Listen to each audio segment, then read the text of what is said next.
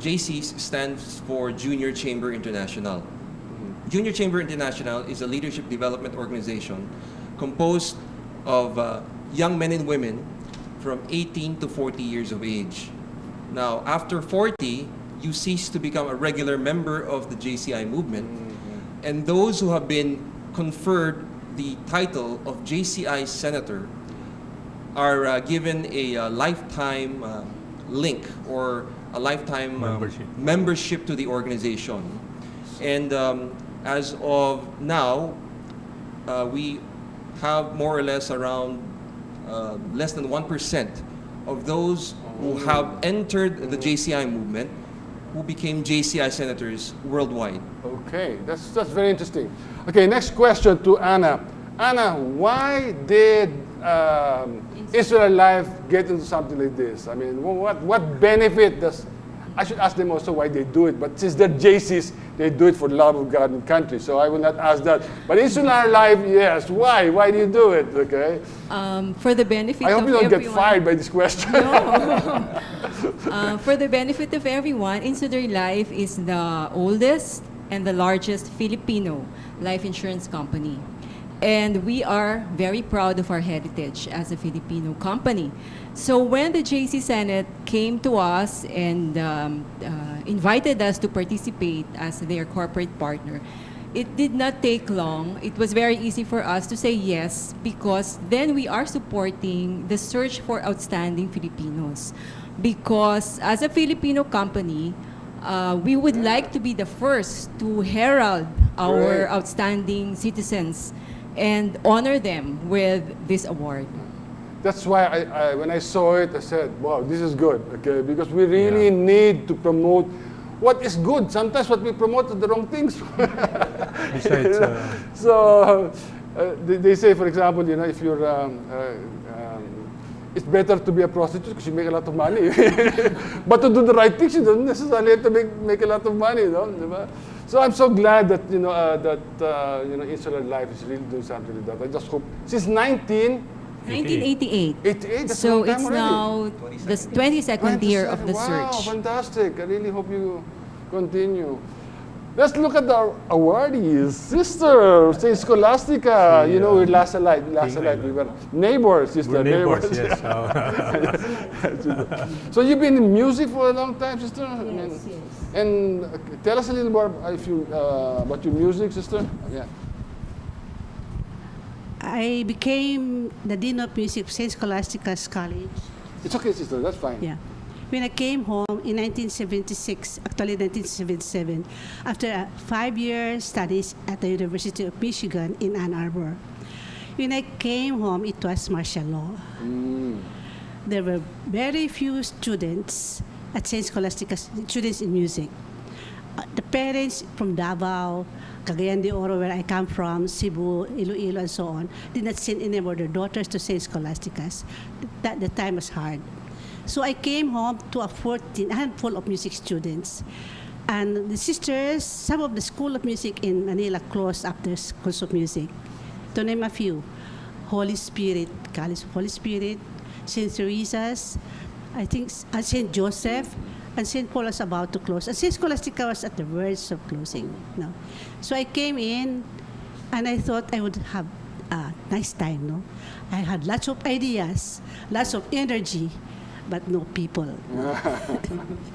So I could just stay there staring at the walls, and there were some scribblings among the faculty members and some alumni. So what I did is, I asked permission from my superiors with my training before as a student to do social work. So I stepped out of the Singalong Gate and went into Dagonoy, Sapanta, Anakbayan. These are slum areas. And just walk around to see if I can do something for the youth.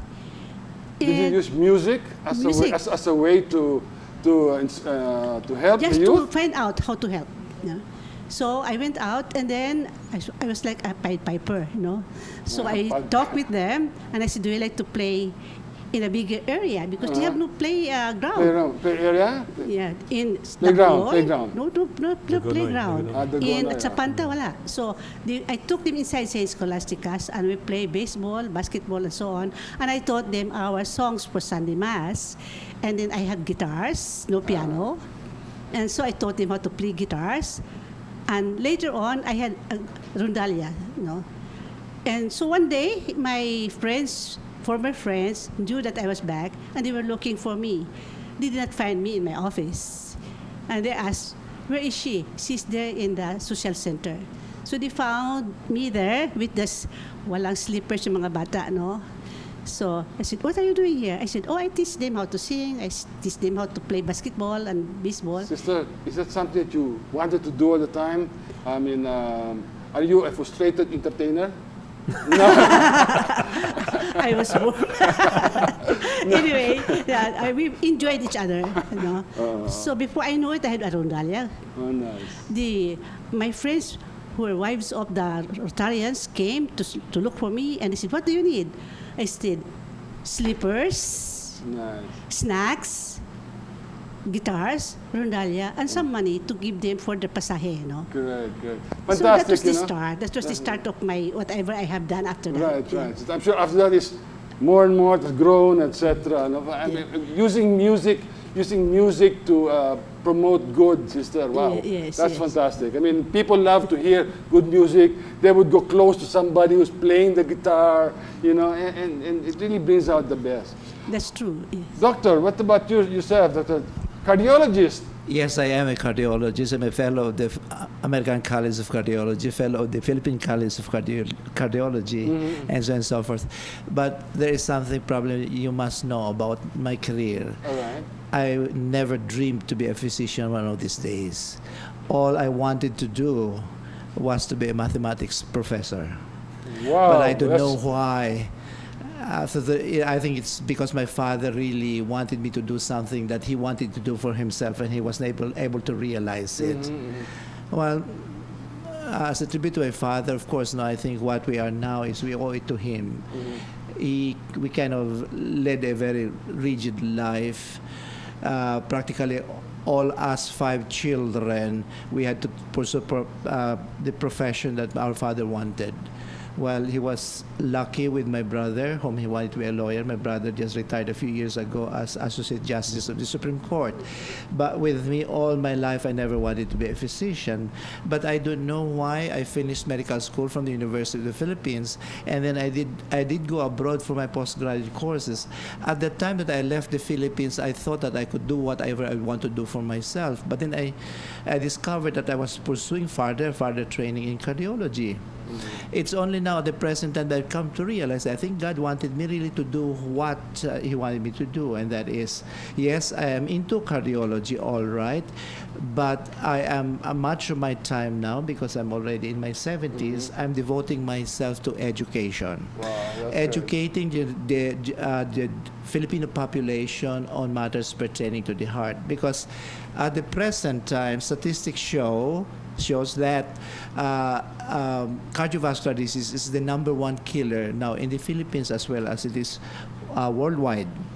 And what is very interesting is that latest statistics shows that if you talk about how one can lower cardiovascular morbidity and mortality, it's not because of the proliferation of medications for the cardiovascular system, and not this bypass surgery or angioplasty. They're all very palliative. But the better way to slash morbidity and mortality is through prevention. But prevention can only be accomplished if the patient population play active role in the prevention. And we have realized that this cannot be accomplished well unless the whole population is very conversant, well educated, and well oriented as to heart diseases. Right. This is what I'm devoting myself now, educating every Filipino of all walks of life all over the Philippines, for them to know what hypertension, coronary arteries, and so on and so forth. Right. I think we can devote 2-3 hours really finding out that you really are. The little that we heard, like yourself, Doctor, the gratitude that you have. Wow, that sounds good. Okay, in such a short period of time, I can already say, yeah, you guys chose the right people. This show, we say thank you to you because it's people like you that make our world a better place to live in.